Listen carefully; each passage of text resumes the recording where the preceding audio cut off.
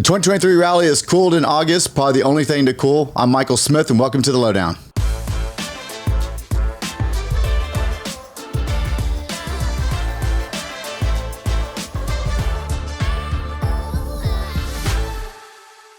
Everybody, welcome to Lowdown. I'm Michael Smith, and joining me today is Chris Roberts. Chris, welcome back to the show. All right, it's been a while. It has been a while. Well, it's been a long summer, a very hot one. I think everybody can sympathize with. But we've definitely, as I alluded to earlier in the opening, we've had the market's cool. I mean, that 2023 rally, that fear of missing out, everybody felt like they needed to jump on board.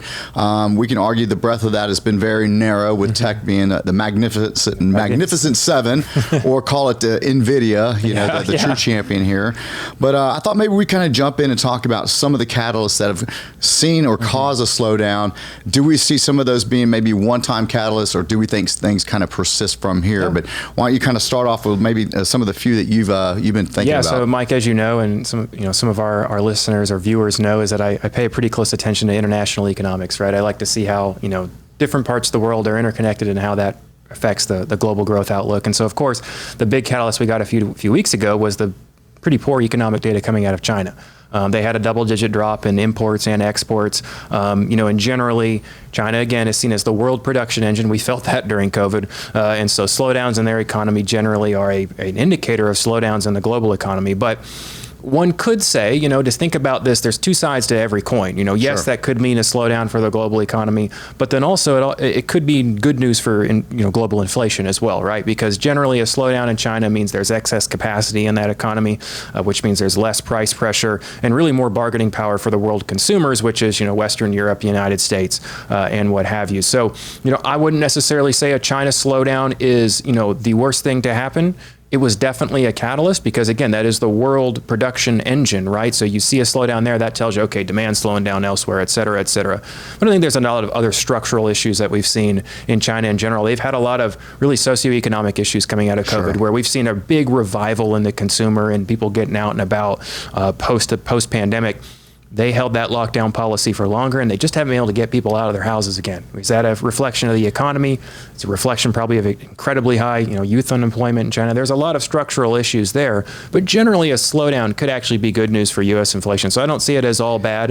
You have any thoughts there, Mike? Well, yeah, I was going to say, you got Labor Day coming up, right? And already, this Labor Day sells, we are a few weeks from that, and you've seen some pretty big discounts. So that kind of tells me that, the retailers are starting to see, and they're starting to feel that maybe they've produced here, right? Yeah. But China, the longer term is always going to be the debt, right? Mm-hmm. China's got massive amounts of debt, and the demographics issue is probably one that I think we've never seen on a developed economy at this scale. Yeah, so that'll continue to be one. But the one thing as far as it reflects our inflation, and the biggest component that I think that China controls is basically fossil fuels, right? Yep. And so maybe kind of give us your thoughts on that, because I know you and I have discussed that. Being the world production engine, they're also one of the largest consumers of fossil fuels. And if we paid attention to the inflation print from a couple of weeks ago, we saw that, hey, we got an uptick, in year-over-year inflation, which is partially a reflection of the base effect, right?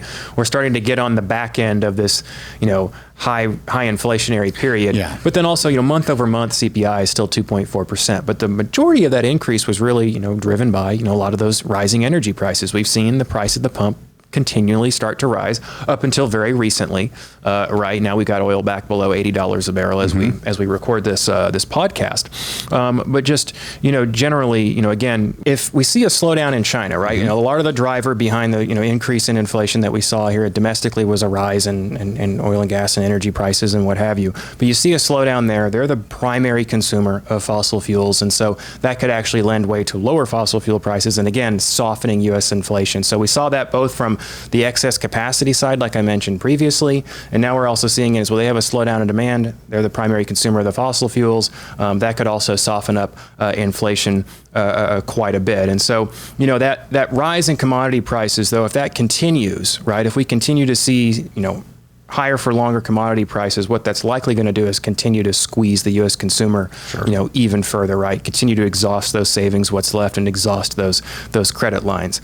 And so I think that one of the big, bearish things that could come out of falling inflation is, what we've also seen is a complete destruction in the money supply, right? We've seen the biggest drop in the M2 money supply, or just money that's out there available to be used that we've ever seen, the biggest, most precipitous drop ever. And that's typically followed by very rapid drops in inflation. So if we're seeing consumers being squeezed to the point where it's not feasible to continue consuming at this rate, plus we've got demand concerns overseas that could bring those commodity prices down, and then we've got the reduction in the money supply, an argument could be made that the inflation pendulum is going to swing violently to the disinflation side, probably a lot faster than we anticipate.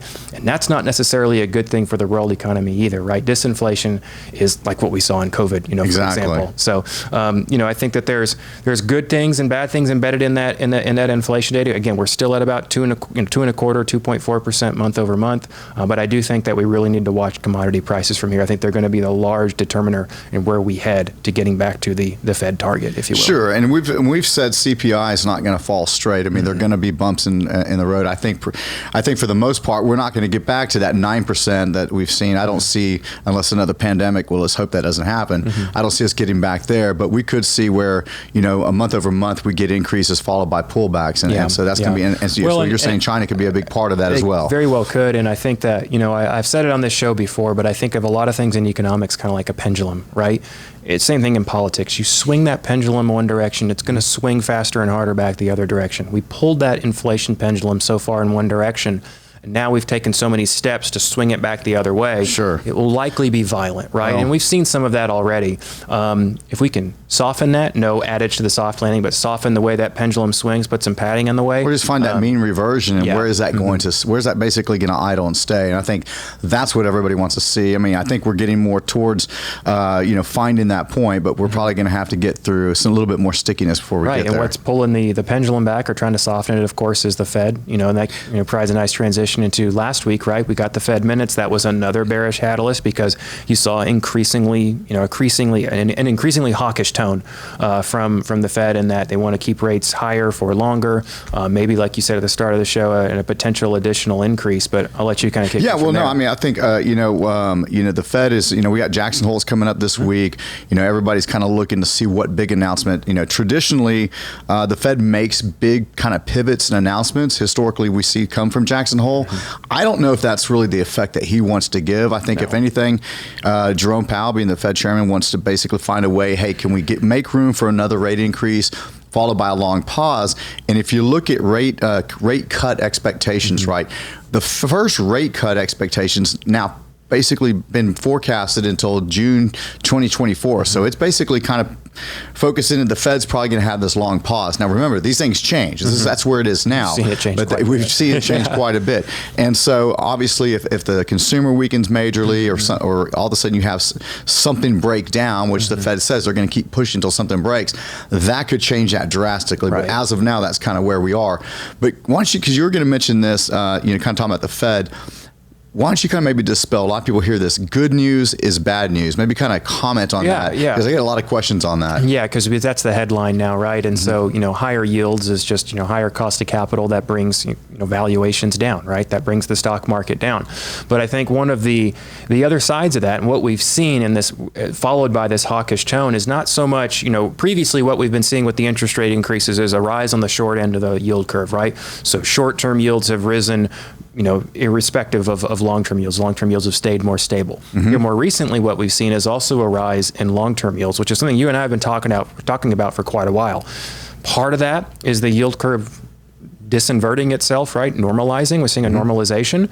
But then also that's an indication that there's more confidence in the U.S. economy long-term, right? If we still saw that steep inversion, that would tell us, okay, the recession is imminent, right? So what you're seeing priced into the bond market now is a much, softer economic outlook, as in, not a big, slam down recession, and that's a good thing. That soft landing kind of scenario, right? And so that good macro economy still may not be the best news for the stock market right now. The stock market can do a lot of things to justify those high valuations amidst this high cost of capital, right? And that comes in the form of earnings. That also comes in the form of technological innovation, like we've seen this year in the AI rally as well. But you were talking a lot about things that could break. And Mike, I know that you and I both pay very close attention to personal credit expenditures as well as savings rates. And I know maybe you wanted to touch on that as well. While there is some really good confidence in the long-term economy, there are some continued cracks in the wall. Well, August, September, are quite volatile months historically in the market. So we expect kind of that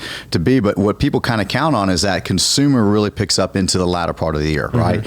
So we're starting to see a lot of consumer weakness. For one, the pandemic checks, the effect of that, I think, is pretty much weakened. I'll give you some stats here. And, if you look at the end of 2021, total savings was $2.1 trillion.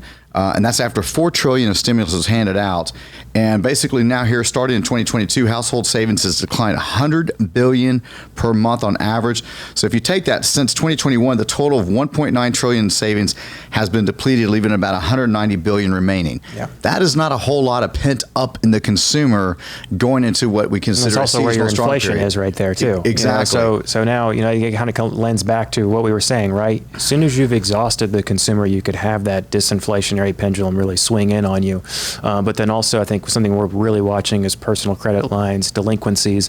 You saw this massive plummet during COVID. And again, like any other pendulum, now you've seen this massive spike as well in delinquencies, credit usage, and what have you. So while the long-term economic forecast is definitely looking more bullish, I still think that there's the opportunity here for a downfall, or a miss, if you will, as the consumer evaporates. So that kind of lends way back to our big theme this year, which is we've seen this precipitous rise in yields. It may not last forever. And so there are very good opportunities in the fixed income space, not only on the short end now, but on the long end as well. Any closing comments there? Well, I was going to say, how would you advocate, those listening, obviously for our clients, that's what we're doing that for you. But for people who have money outside in their 401ks and other things, how would you advocate maybe looking at fixed income right now, maybe kind of looking to tend to overweight or find some opportunities to extend duration? Well, as always, it always comes back to planning, right? Again, you need to be operating within your planning-driven risk tolerance. But that doesn't mean you can't do anything, right? You can rotate within that tolerance, and it's probably a good time to begin positioning for more duration, right? So longer fixed income, longer maturities. I think that our little hike and cut or pause forecast comes into play here. Again, like we talked about earlier today, okay, you go in, you buy some longer dated fixed income instruments at this level. Great, I've locked in fantastic yields. If yields never go down again, well, then the price of those instruments isn't going to go up, but at least I've locked in these great yields. And then if rate cuts do occur, then you're going to get some pretty nice capital appreciation and basically get paid back that high yield faster, right? Because as rates go down, the price of the bond appreciates. People always forget that relationship, but it's kind of like a seesaw. You push on one end, the other. Well, it has only gone in one direction up until very recently, right? We were in that 30-year cycle of just the bond rally.